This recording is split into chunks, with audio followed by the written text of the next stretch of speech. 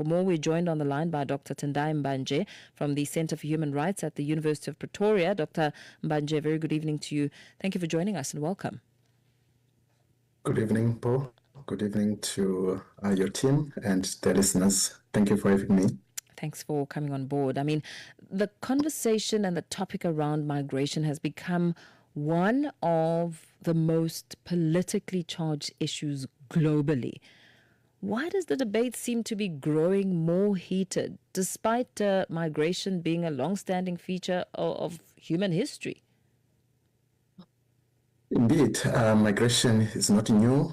Migration has always been there, and it will always be there.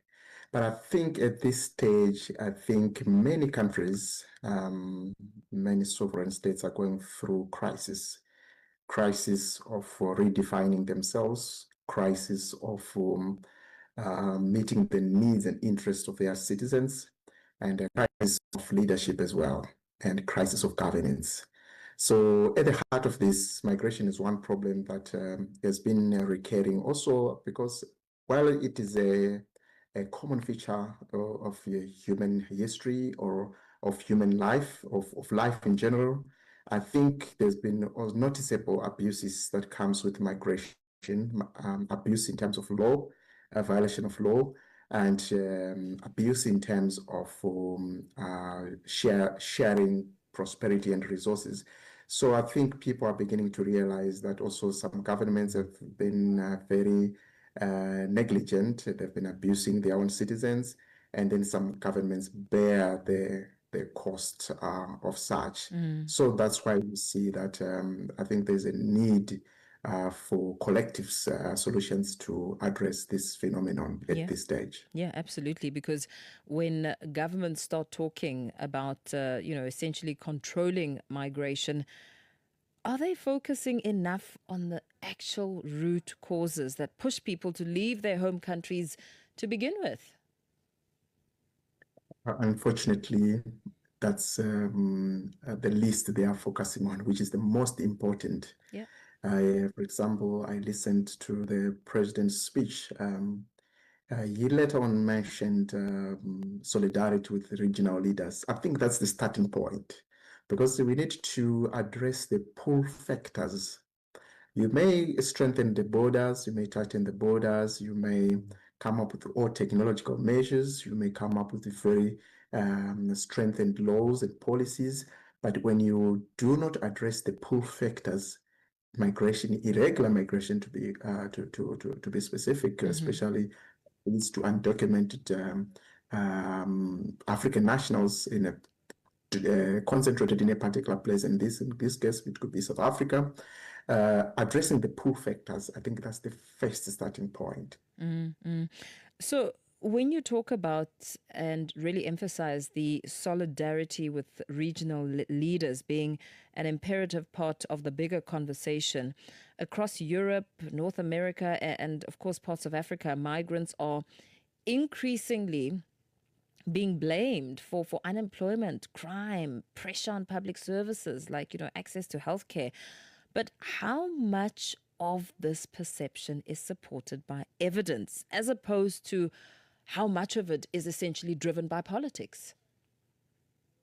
I think, to be honest,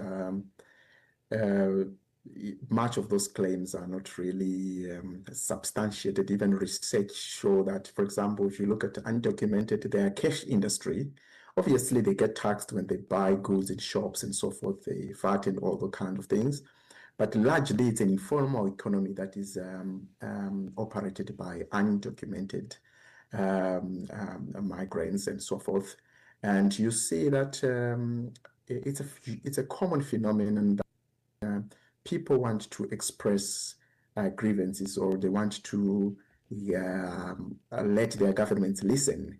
They have to take a hard line. Sometimes they tend to victimize the vulnerable instead of actually grabbing the bull by the horns.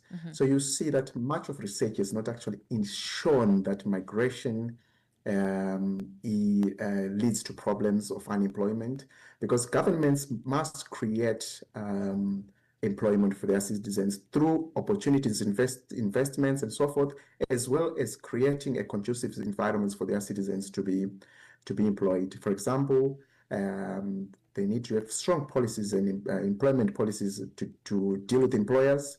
They need also to have strong policies that governs labor, so that there's no abuse of labor. Abuse of labor in a republic leads to exploitation of migrants. Then citizens will feel the pinch because employers are using cheap labor and so forth. So it goes to governance, yes. So what are the consequences if countries fail to strengthen such institutions and economies in the face of rising migration pressures? The consequences is that if the governance institutions are weak, corruption is rampant, leadership is failing, you always have the recurring problem, or it could actually multiply. So I think what needs to happen is that governments need to relook into their policies. The starting point is to say, what are the labor policies, employment policies? How is the relations between government and employers, particularly business people and so forth, so that and also to create a society that is meritocracy. Meritocracy in terms of how foreign labor is employed. I think that is a starting point, because usually when you get foreign labor that comes to do menial things, menial jobs, then that's a problem generally. And that creates crisis that cannot be resolved. Absolutely. Thank you so much for sharing that. Thank you for your time this evening.